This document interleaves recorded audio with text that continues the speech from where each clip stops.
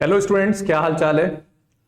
आज हम लोग करेंगे चैप्टर 8 की सबसे इंपॉर्टेंट एक्सरसाइज 8.3, जिसमें प्रूविंग के क्वेश्चंस होंगे।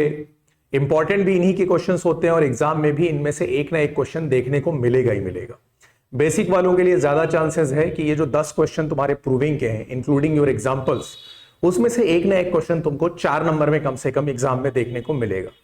इंपॉर्टेंट चैप्टर है, बहुत से बच्चों को इसमें प्रॉब्लम भी आती है, इसलिए ये लेक्चर बहुत ज्यादा इंपॉर्टेंट है और बहुत ज्यादा ध्यान से इसको तुमको समझना पड़ेगा।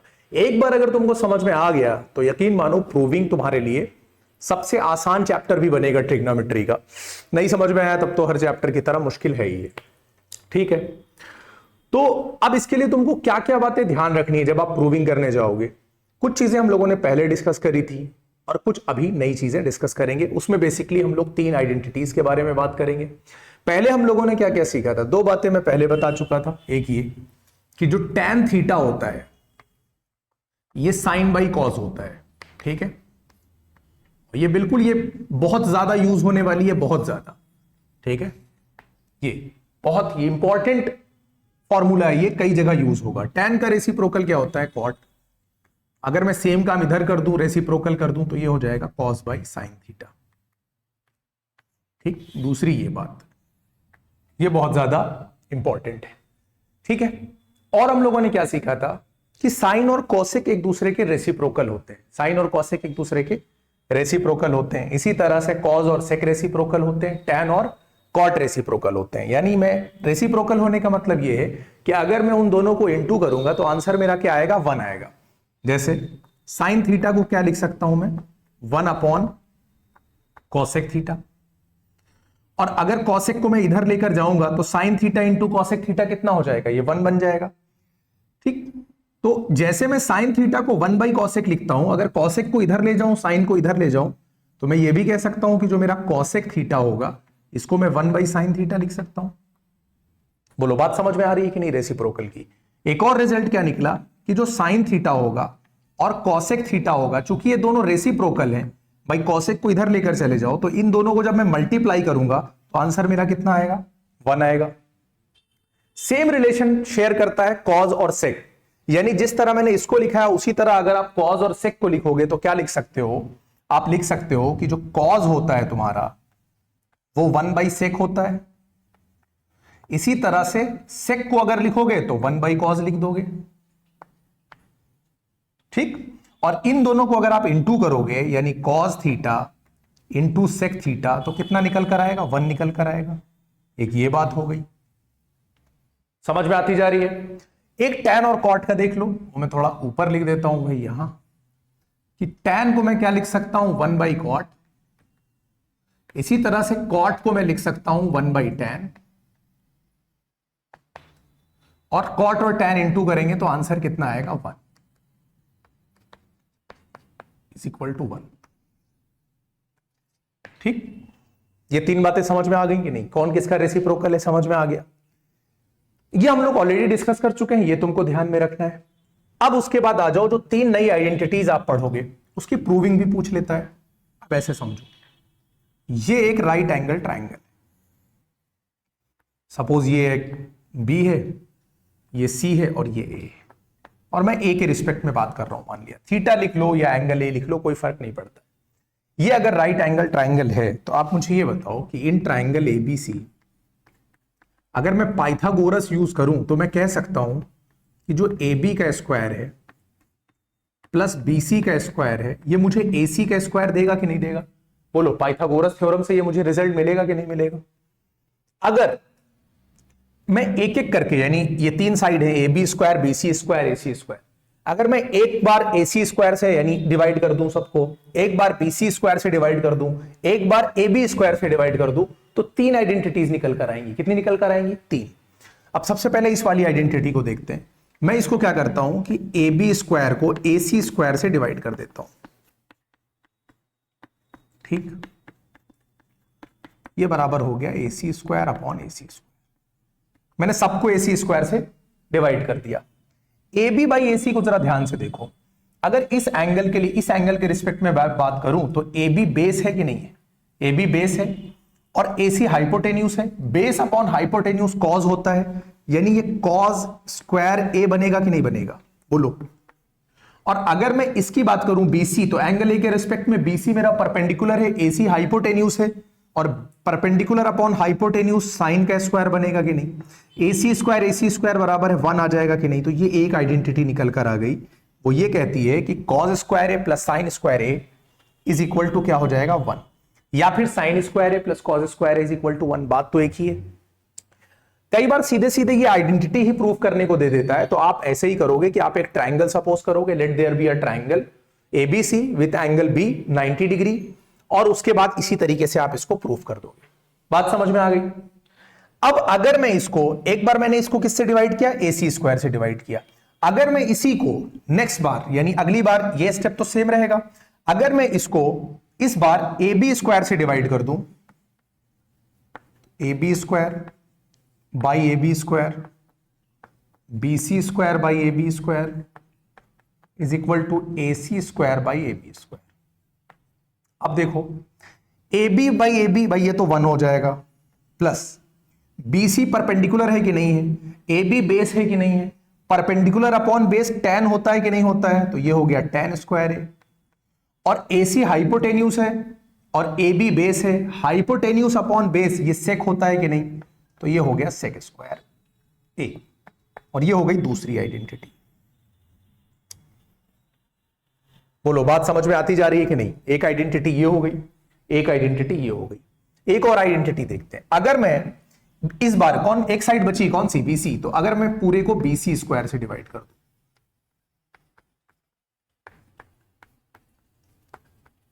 और अब यहां क्या हो जाएगा, AC square by BC square.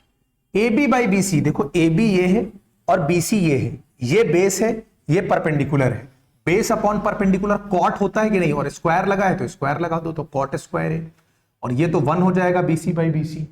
Hypotenuse, AC hypotenuse है, बीसी परपेंडिकुलर है, हाइपोटेन्यूस बाई परपेंडिकुलर क्या होता है, कॉसेक। तो ये एक और आइडेंटिटी निकल कर आ गई। ठीक है, ये बेसिकली 3 आइडेंटिटीज हैं जो कि बहुत ज्यादा इंपॉर्टेंट है और प्रूविंग में बहुत ज्यादा हेल्प करेंगी। इसके अलावा ये सारी बातें तुमको समझ में आनी चाहिए, ठीक है, याद रहनी चाहिए, ये नहीं कि आप पेज पलट के बार बार देख रहे हो। अब फर्दर रिजल्ट देख लो, यहां पर, यहां से फर्दर रिजल्ट क्या निकलेगा। अगर मैं साइन स्क्वायर को एक तरफ रोक लूं और कॉस स्क्वायर को उधर भेज दूं, तो क्या ये 1 माइनस कॉस स्क्वायर नहीं हो जाएगा, बोलो। तो ये एक और रिजल्ट हो गया। अब जहां पे मुझे जरूरत होगी मैं डायरेक्ट इसको इस्तेमाल कर लूंगा। दूसरा आप ये बताओ कि ये साइन स्क्वायर ए है और ये जो 1 माइनस कॉस स्क्वायर ए है, 1 तो 1 का स्क्वायर होता ही है, तो ये A square minus B square है, यानी इसको मैं एक बार 1 प्लस कॉस ए और एक बार 1 माइनस कॉस ए लिख सकता हूं कि नहीं, बोलो। ये भी मेरे एक काम की चीज आ गई, अगर कहीं जरूरत पड़ी तो मैं ये भी इस्तेमाल कर लूंगा। अच्छा, अब आप ये बताओ, अगर मैं यहां से कॉस स्क्वायर को इसी तरह से रोक लूं तो उधर क्या जाएगा, साइन स्क्वायर ए जाएगा, तो 1 माइनस क्या हो जाएगा, साइन स्क्वायर ए।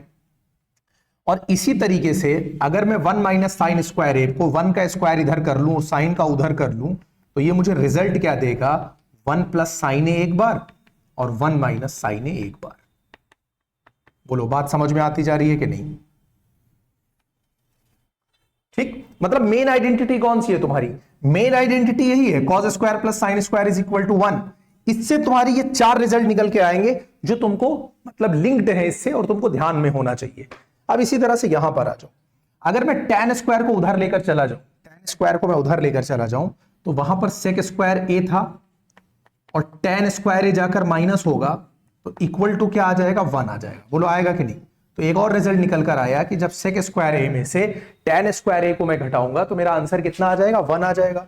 यहां a plus B A minus B लगा दू भाई, तो ये अगर मैं sec a plus tan a को sec a minus tan a से इंटू कर दूं तो मेरा आंसर क्या आ जाएगा, 1 आ जाएगा।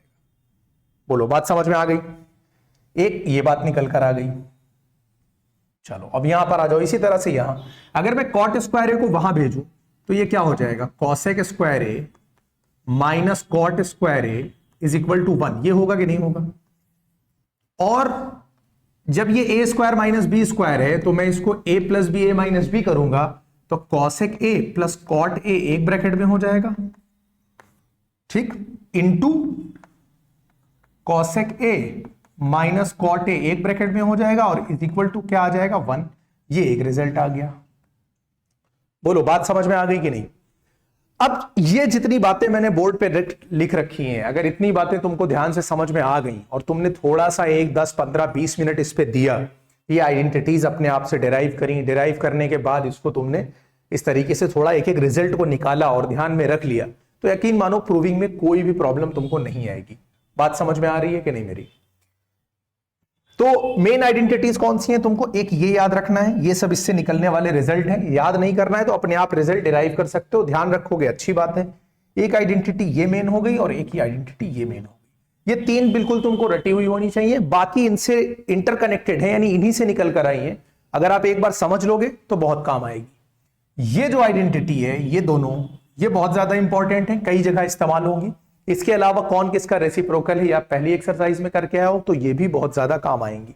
मतलब अगर आपने ये पूरा बोर्ड जितना मैंने लिख रखा है, अगर आप इसको अच्छे से एनालाइज करते हो तो प्रूविंग में आपको कोई प्रॉब्लम नहीं आनी चाहिए। बात समझ में आ रही है? तो अब इतनी बातें हम लोगों ने डिस्कस कर ली। अब हम लोग स्टार्ट करेंगे एक्सरसाइज 8.3। कॉपी और पेन लेके बैठ जाओ और करना स्टार्ट कर दो साथ में। चलो अब एक्सरसाइज के पहले क्वेश्चन पे आते हैं। क्वेश्चन ये कह रहा है कि साइन ए, सेक ए और टेन ए को कॉट ए के टर्म्स में, कॉट ए के टर्म में तुमको कन्वर्ट करना है। यानी साइन को तुम्हें कॉट में बदलना है, सेक को तुम्हें कॉट में बदलना है, टेन को तुम्हें कॉट में बदलना है। तो हम इधर मैंने कुछ बातें लिख रखी हैं, तुमको यहां से ढूंढना है क्या किसी का डायरेक्ट रिलेशन है कॉट से, यानी साइन का डायरेक्ट रिलेशन है क्या कहीं कॉट से।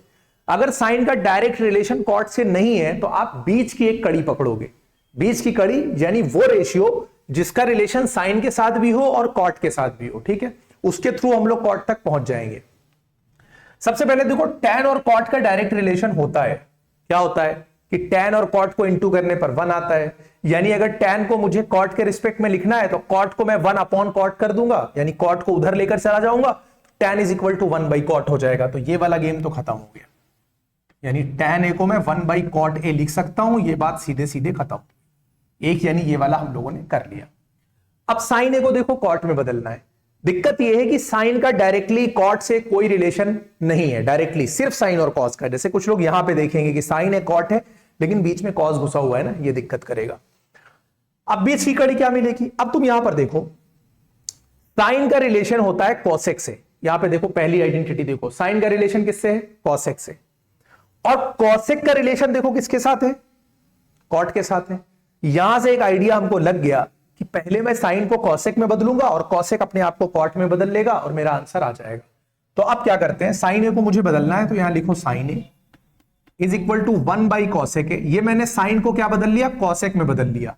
अब कॉसेक को मैं किस में बदल दूंगा? कॉट में। क्यों? क्योंकि साइन का रिलेशन कॉसेक में था, तो मैंने साइन को पहले कॉसेक में बदला।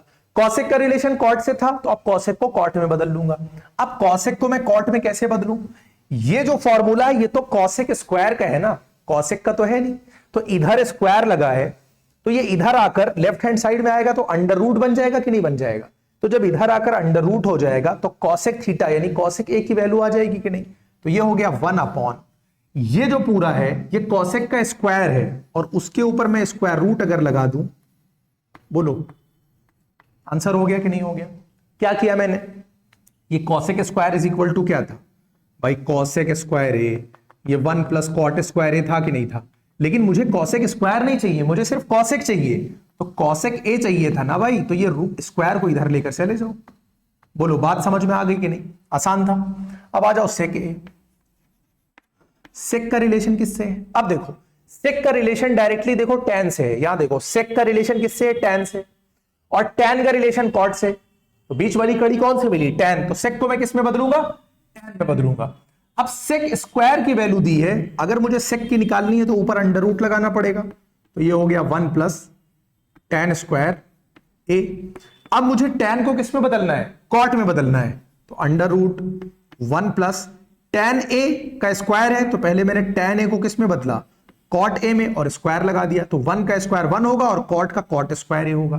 थोड़ा सा और अगर इसको सिंप्लीफाई करो तो क्या बताया था कि अगर फ्रैक्शन है तो ये इससे और ये दोनों आपस में ऐसे तो होता था, ये वाला क्रॉस ऐसे, तो कॉट स्क्वायर बन जा ये हो जाएगा कॉट स्क्वायर ए, ये हो जाएगा +1 और अपॉन में क्या हो जाएगा कॉट स्क्वायर ए। अब यहां से मैं क्या करूंगा, कॉट स्क्वायर ए नीचे वाला जो है इस पे तो रूट लगा हुआ है तो इस और स्क्वायर भी है तो इसको मैं चाहूं तो बाहर निकाल लूं और अंदर क्या बच जाएगा कॉट स्क्वायर ए +1, ये हो गया। ठीक है, अगर आप यहां पर भी छोड़ोगे तो भी आंसर हो जाएगा, कोई प्रॉब्लम नहीं है। दिक्कत है कोई? ठीक, ये पहला क्वेश्चन समझ में आ गया कि नहीं? ऐसे ही तुम्हारा बेस बनेगा जिससे आगे के प्रूविंग के क्वेश्चंस होते जाएंगे। अब चलते हैं हम लोग क्वेश्चन नंबर 2 की तरफ।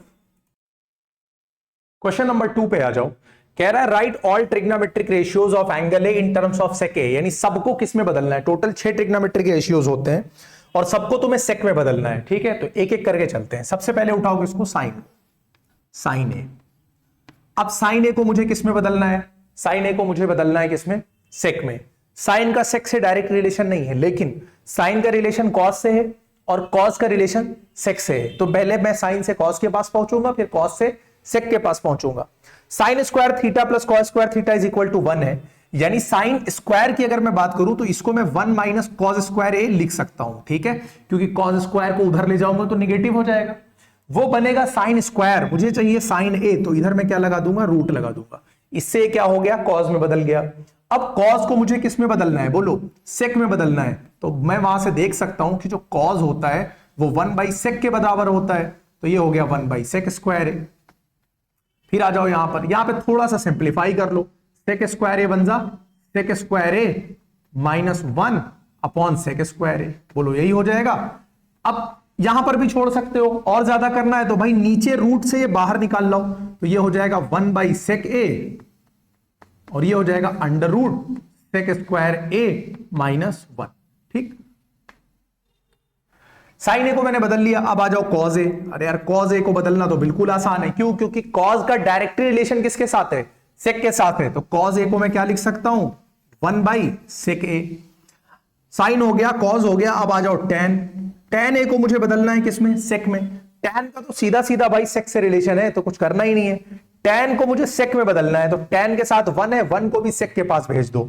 तो tan ए को मैं लिख सकता हूं, यानी सेक स्क्वायर ए +1 उधर गया तो क्या हो गया, -1। लेकिन ये सेक स्क्वायर -1 किसका बनेगा, tan स्क्वायर का। मुझे क्या चाहिए, tan ए, तो ऊपर में क्या लगा दूंगा, √, ये tan भी हो गया। अब उसके बाद किसका कर लो, कॉट का कर लो। अब आप एक बताओ बात, कॉट का सीधा सीधा रिलेशन tan के साथ है कि नहीं है, तो कॉट को मैं क्या 1/tan ए लिख सकता हूं कि नहीं, लिख सकता हूं। क्यों, क्योंकि tan और कॉट इंटू करके 1 देते हैं। अब tan ए की जगह पर मैं क्या लिख दूंगा भाई, tan ए ये सेक के टर्म में लिखा हुआ है पहले से, तो इसको मैं लिख दूंगा सेक स्क्वायर ए -1। ये भी कन्वर्ट हो गया, 4 कन्वर्ट हो गए। अब बचा कौन कौन, साइन ए, सेक तो अपने आप में है ही है, बचा कॉसेक ए। अब कॉसेक का सेक के साथ तो डायरेक्ट कोई रिलेशन नहीं है, लेकिन कॉसेक का साइन के साथ रिलेशन है। क्या, कॉसेक साइन का रेसिप्रोकल होता है, तो 1/sin ए। और साइन को मैं सेक में बदल सकता हूं, कैसे बदल सकता हूं, ये यहां देखो बदल के रखा हुआ है। ठीक है, तो 1/ क्या हो गया, sin ए, और sin ए की जगह पे तुम क्या रख दो, ये, यानी 1√sec स्क्वायर ए -1 अपॉन sec ए, बोलो यही तो होगा। ये sec ए ऊपर चला जाएगा, तो ये हो जाएगा sec ए अपॉन √sec स्क्वायर ए -1, और ये सारे रेशियोज का कन्वर्जन हो गया है। ठीक है, बोलो बात समझ में आई कि नहीं समझ में आई? आसान है, बहुत ज्यादा मुश्किल नहीं है, सिर्फ इस आइडेंटिटीज का इस्तेमाल करते हुए तुमको कन्वर्ट करना है। आंखें थोड़ी खोल के रखनी है, ध्यान से देखना है किसका किसके साथ रिलेशन है, आंसर आसानी से आता जाएगा। क्वेश्चन नंबर 3 का फर्स्ट पार्ट देखो, 9 sec स्क्वायर ए -9 tan स्क्वायर ए। 9 दोनों में दिख रहा है, कॉमन ले लो, तो 9 को मैंने कॉमन ले लिया, ये हो गया sec स्क्वायर ए और ये हो गया -tan स्क्वायर ए। अब आप ये बताओ कि सेक स्क्वायर है -tan स्क्वायर है, सेक और tan का रिलेशन होता है ना, यहां पर देखो कहां है सेक और tan का, ये सेक और tan का रिलेशन है। tan स्क्वायर उधर जाएगा तो सेक स्क्वायर है -tan स्क्वायर है बराबर 1 आएगा कि नहीं, यानी ये कुछ और नहीं है, ये आइडेंटिटी है। तो ये 9 × 1 हो गया, बराबर कितना हो गया, 9, और यही तुम्हारा आंसर हो गया। नेक्स्ट पर आ जाओ। देखो जब भी इस तरह का क्वेश्चन मिले तो पहला काम ये किया करो, आसान बनाने के लिए हमेशा साइन या कॉज में कन्वर्ट करो। हमेशा जितने भी प्रूविंग के क्वेश्चन में इनमें ये चीज बहुत ज्यादा हेल्प करने वाली है कि तुमको साइन और कॉज में कन्वर्ट कर देना है और उसके बाद सॉल्व करना है। बात समझ में आ रही है? दूसरा तरीका यह भी हो सकता है कि जब ऑप्शन सीधे सीधे दिए हुए हैं तुम्हें 0 1 2 3, तो तुम एक काम कर सकते हो, यहां पर वैल्यू डाल के भी आंसर निकाल सकते हो अगर तुम्हें वैल्यू याद है। यानी यहां पर कोई वैल्यू ऐसी ले लो और उसके बाद सॉल्व कर लो, 10 45 10 30 कोई भी अपने हिसाब से ले सकते हो। 0 नहीं लेना क्योंकि 10 अगर कहीं पर नॉट डिफाइंड हो रहा हो, 90 नहीं लेना अगर कहीं पे नॉट डिफाइंड हो रहा हो। तो अगर आपको वैल्यू टेबल अच्छे से है तो वैसे भी आप कर सकते हो। ठीक है, मैं इसको प्रॉपर उस तरीके से कर रहा हूं। तो देखो 1 मैंने क्या बोला, साइन कॉज में बदलो, तो 10 को आप लिख सकते हो साइन अपॉन कॉज, सेक को आप लिख सकते हो 1 अपॉन कॉज क्योंकि ये रेसिप्रोकल होता है, कॉट को आप क्या लिख सकते हो कॉज अपॉन साइन, ये सारी आइडेंटिटीज मैंने देख लो उधर लिख रखी हैं, और कॉसेक को आप लिख सकते हो 1 अपॉन साइन। तो यहां तक कोई दिक्कत है? अब देखो इसके पास कॉज है, इसके पास कॉज है, लेकिन इसके पास कॉज नहीं है। ठीक है, तो जब हम एलसीएम लेंगे तो ये भी कॉज बनाना पड़ेगा, तो ऊपर भी कॉज से इनटू हो जाएगा, तो ये हो जाएगा cos theta plus sign theta plus 1, और पूरे का डिनोमिनेटर क्या हो गया, कॉस थीटा हो गया। यहां पर देखो इसके पास साइन है, इसके पास साइन है, इसके पास नहीं है, तो ये हो गया sign theta plus cos theta minus 1, और अपॉन में क्या हो गया साइन थीटा। बोलो बात समझ में आ गई कि नहीं? यहां तक कोई दिक्कत तो नहीं है? अब देखो ये देखो, ये पूरी एक चीज है, cos plus sine, sine plus cos, same बात है कि नहीं है? या +1 या -1। अगर मैं इस पूरे को a मान लूं तो ये a प्लस बी है और ये a माइनस बी है। बोलो है या नहीं है? अगर ये a plus B a minus B है तो आइडेंटिटी कौन सी लगेगी, a square minus B square, यानी sine theta plus cos theta, और इसका मैं क्या कर दूं स्क्वायर, और माइनस में क्या कर दूं 1, अपॉन में मैं क्या कर दूंगा cos theta into sine theta. बोलो ये बात समझ में आ गई कि नहीं समझ में आई? चलो आगे थोड़ा सा इसको सॉल्व करते हैं।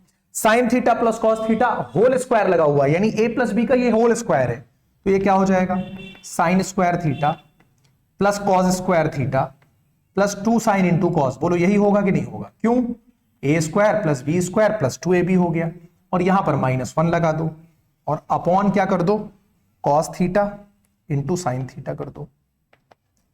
अब आप ये बताओ sine square plus cos square कितना होता है, 1 होता है, और यहां पर -1 है, यानी ये sine square plus cos square पूरा का पूरा इस -1 से कैंसिल आउट हो जाएगा कि नहीं? क्योंकि इस पूरे की वैल्यू कितनी होती है, 1 होती है। आप चाहो तो नेक्स्ट स्टेप में पहले 1 रखो फिर काटो, चाहो तो यहीं पे डायरेक्टली काट दो।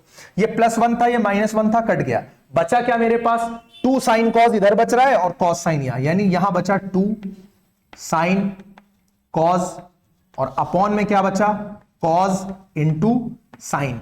ये भी मल्टीप्लीकेशन में ना पूरा, कॉस साइन यहां भी है, कॉस साइन यहां भी है, कट गया, आंसर कितना आया 2। बोलो बात समझ में आई कि नहीं? तो ये दूसरे पार्ट का आंसर हो गया। थर्ड पार्ट देखो इसका, थर्ड पार्ट क्या है, सेक a प्लस tan है 1 माइनस साइन है। अभी मैंने क्या बताया था, क्या पहला काम करना है साइन या कॉस में बदलना है। सेक जो है कॉस का रेसिप्रोकल होता है, तो मैं इसको 1 बाई कॉस ए लिख सकता हूं, tan a को मैं साइन बाई कॉस लिख सकता हूं, वहां पे देख सकते हो आप, तो ये हो गया साइन बाई कॉस।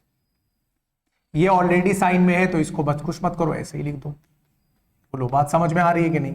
अब यहां पर आ जाओ, दोनों का डिनोमिनेटर कॉस है कि नहीं है, तो इसको मैं लिख सकता हूं 1 प्लस साइन ए और अपॉन कॉस ए, ठीक, और यहां ब्रैकेट में क्या बचा 1 माइनस साइन ए। अब जब 1 प्लस साइन ए और 1 माइनस साइन ए इंटू करेगा तो a plus B A minus B होगा कि नहीं होगा? a plus B A minus B क्या होता है, a minus B square, A square minus B square, तो ये हो गया 1 माइनस साइन स्क्वायर है, क्योंकि 1 का स्क्वायर तो 1 ही होना है ना, अपॉन कॉस है। 1 माइनस साइन स्क्वायर है, यहां पर देखो साइन स्क्वायर थीटा को उधर ले जाऊंगा तो 1 माइनस साइन स्क्वायर थीटा बराबर कॉस स्क्वायर थीटा होता है कि नहीं? तो ऊपर ये क्या हो जाएगा कॉस स्क्वायर ए, और नीचे ये क्या हो जाएगा कॉस ए।